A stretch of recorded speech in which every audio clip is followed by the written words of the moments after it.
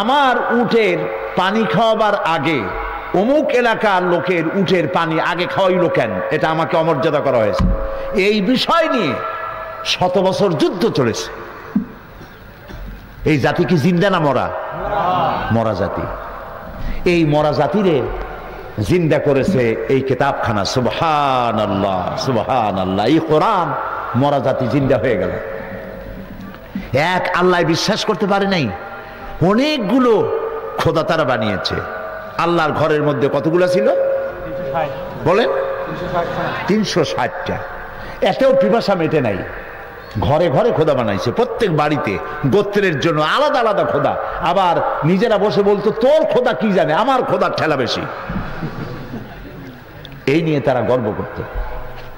কবি আল্লামা আলতাফ হুসাইন হালি তিনি বলছেন, কবিলে कबीले का बुत एक जुदा था, किसी का हुबल था, किसी का सफा था, ये नाइला पे और ये उज़्ज़ा पे फिदा था, इसी तरह घर घर नया एक खुदा था। प्रत्येकेर गोत्रेर जन्य आलादा आलादा खुदा। সুদ ভিত্তিক অর্থনীতি দিয়ে মানুষকে শোষণ করত। চুরি, ডাকাতি, জেনা, ব্যভিচার, হত্যা, ধর্ষণে গোটা পৃথিবী জাহান্নামের হয়ে গিয়েছিল, জাহান্নামের প্রান্ত সীমায় এসে পৌঁছে গিয়েছিল। নবী করিম সাল্লাল্লাহু আলাইহি ওয়াসাল্লামের কাছে আল্লাহ তাআলা এই কিতাবখানা দিলেন। একখানা কিতাবের কারণে মরা জাতি জিন্দা হয়ে গেল। কি জিন্দাটা হইল দেখেন। ওমর রাদিয়াল্লাহু তাআলা আনহু, যিনি আল্লাহর নবী হত্যা করতে আসলেন, আল্লাহর নবী জবাই করতে আসছে। কত বড় জাহিল হইলে পরে একটা মানুষ এই কাম করতে আসে। সেই লোকটির মধ্যে পরিবর্তন এই কোরআন আনতে পারছে না পারে নাই? জোরে বলেন, পেরেছে কিনা? কোরআনের সংস্পর্শে যখন হযরত ওমর এলেন, এমন পরিবর্তন এসে গেল। নবীজি বলেছেন, লা নবিয়্যা বাদি ওয়ালা রাসূলা, আমার পরে নবীও হবে না, রসুলও হবে না। আমার পরে যদি কেউ পৃথিবীতে নবী হতেন, লাকানা ওমর, ওমরে আল্লাহ রব্বুল আলামিন নবী বানাইয়া দিতেন। এই কোরআন শরীফ হযরত ওমরকে জিরো থেকে হিরো বানাই দিলেন।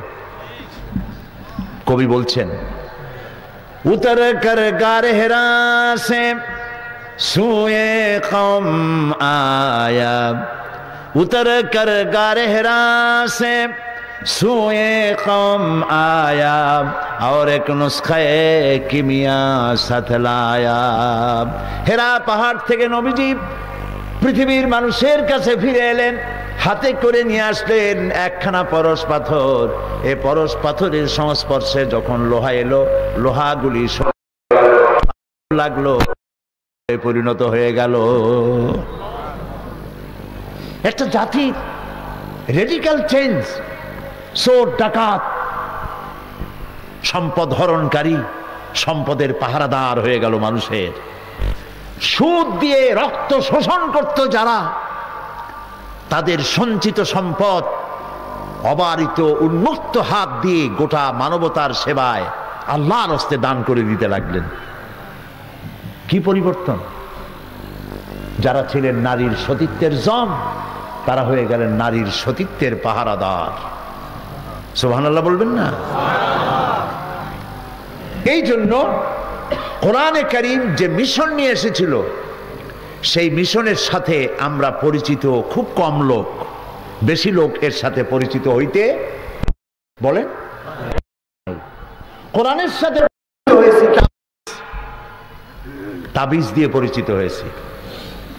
তাবিজের জন্যই কোরআনের কাছে লোকেরা বেশি বেশি যায়। বিশ্বাস করুন, কোরআন তাবিজ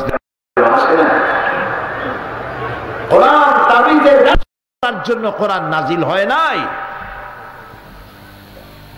কোরআন এসেছে একটা বিশাল বিপ্লব সাধনের জন্য। মানুষের উপর থেকে মানুষের গোলামি হটিয়ে দিয়ে সেখানে প্রভুত্ব কায়েম হবে আল্লাহর। প্রভুত্ব হবে কার? আল্লাহ। এই জন্য আল্লাহ তাআলা বলছেন, হুয়াল্লাযী أرسل رسوله بالهدى ودين الحق ليظهره على الدين كله وكفى بالله شهيدا আল্লাহ তাআলা হচ্ছেন যিনি তার রাসূলকে দ্বীনে হক বিধান সহকারে তিনি প্রেরণ করেছেন পৃথিবীর বুকে লিইয়ুযহিরাহু আলা দ্বীন, তিনি মানব রচিত সমস্ত মতবাদের উপরে ইসলামকে বিজয়ী করে দেন। এই জন্য রাসূলকে পাঠানো হয়েছিল। কোরআন কারো অনুগ্রহের পাত্র হয়ে থাকবে না। কোরআন চালাবে দেশ। দেশ চালাবে কে? কোরআন দিয়ে দেশ চলবে। কোরআন মসজিদের মধ্যে, মাদ্রাসা এবং খানকার মধ্যে সীমাবদ্ধ থাকবে না। কোরআন প্রতিষ্ঠিত হবে, কোরআন দিয়ে দেশ শাসিত হবে। আর কোরআন দিয়ে যদি দেশ শাসিত হয় তাহলেই দেশে শান্তি, স্বস্তি, স্থিতিশীলতা ফিরে আসতে পারে। আপনারা কি বিশ্বাস করেন? প্রিয় ভাই সব, এই জন্য আল্লাহ রাব্বুল আলামিন বলেন وعلى الله قصد السبيل ومنها جائر ولو شاء لهداكم أجمعين وعلى الله قصد السبيل, সোজা রাস্তা বলে দেওয়ার দায়িত্ব আমার। কার? সবাই বলেন। সোজা রাস্তা বলে দেওয়ার দায়িত্ব কার? আল্লাহ বলছেন যেখানে অসংখ্য বাঁকা পথ সেখানে সোজা রাস্তা বলে দেব আমি। সুবহানাল্লাহ। মানুষের প্রতি তার কত দয়া, কত রহম তার। সোজা রাস্তা আমি বলে দেব। পৃথিবীতে তো পড়ে গেছো, জান্নাতে ফিরে যেতে হবে। সেই জন্য অনেক রাস্তা তৈরি হবে। সকল রাস্তাই ঠিক না, একটাই ঠিক। অঙ্ক পরীক্ষা যখন ছেলেরা দেয় তখন যারা ভুল করে তাদের ভুল হয় নানান রকম, আর যারা ঠিক করে তাদেরটা হয় একরকম। এটা ঠিক কিনা? এটা ঠিক কিনা? কাজে অসংখ্য বাঁকা পথ আছে, সব পথ ঠিক নয়। সোজা মাত্র একটা, সোজা মাত্র একটা। এবং একথাও দৃষ্টান্ত স্বরূপ বলা যায়, জ্যামিতির সূত্র দিয়ে এক বিন্দু থেকে আর এক বিন্দুর জন্য সরল রেখা কয়টা? বাকি যেগুলো দেবে সেগুলো কি সোজা অবস্থায় যাবে? যাবে না। কিয়ামতের আগেও যাবে না, খালি বেঁকা হবে। যত দিবেন তত বেঁকা হবে, সোজা হবে মাত্র একটা। সেই সোজা রাস্তাটা আল্লাহ বলছেন আমি সেই সোজা রাস্তাটা দেখাবো। সুবহানাল্লাহ। ওয়া আলাল্লাহি কাসদুস সাবিল, সোজা রাস্তা বলে দেওয়ার দায়িত্ব আমার, যেখানে রয়েছে অসংখ্য বাঁকা পথ। আল্লাহ রাব্বুল আলামিন সূরা ইব্রাহিমের মধ্যে বলেছেন আলিফ লাম রা কিতাবুন আনজালনাহু ইলাইকা লিতুখরিজান নাসা মিনাজ যুলুমাতি ইলান নূর। সুবহানাল্লাহ। আলিফ লাম রা। প্রিয় ভাই সব, এরকম একখানা কিতাব যে জাতির কাছে আছে, সেই জাতিকে বুশে মারবে, তাকে বিশ্বাস করা যায়? বিশ্বাস করা যায়? সেই জাতি মানুষের, অমুসলিমদের, খ্রিস্টান, মুরতাদ, ইহুদি, নাসারা, তাদের লাঠি গুতা খাবে, এটাকে বিশ্বাস করা যায়? এরকম একখানা কিতাব যে জাতির কাছে থাকবে, সে তো সৌভাগ্যবান জাতি। আর আমরা আজকে সৌভাগ্যবান না হতভাগ্য? কোনটা বলেন? আল্লাহ কি বলছে? আল্লাহ রাব্বুল আলামিন বলেন তাহা মা আনজালনা আলাইকাল কুরআনা লিতাশকা। নবী হে, কোরআন তো আমি এই জন্য নাজিল করি নাই যে আপনি হতভাগ্য হয়ে যাবেন। আমরা তো হতভাগ্য হয়ে গেছি। কোরআনের কারণে হতভাগ্য হই নাই, কোরআন থেকে আমার সম্পর্ক শিথিল হওয়ার কারণে আমি হতভাগ্য হয়েছি। আল্লামা ইকবালের এই শের কে না জানেন? वो ज़माना में मुअज़्ज़ज़ थे मुसलमान होकर और तुम खार बने हो तारिके कुरान होकर।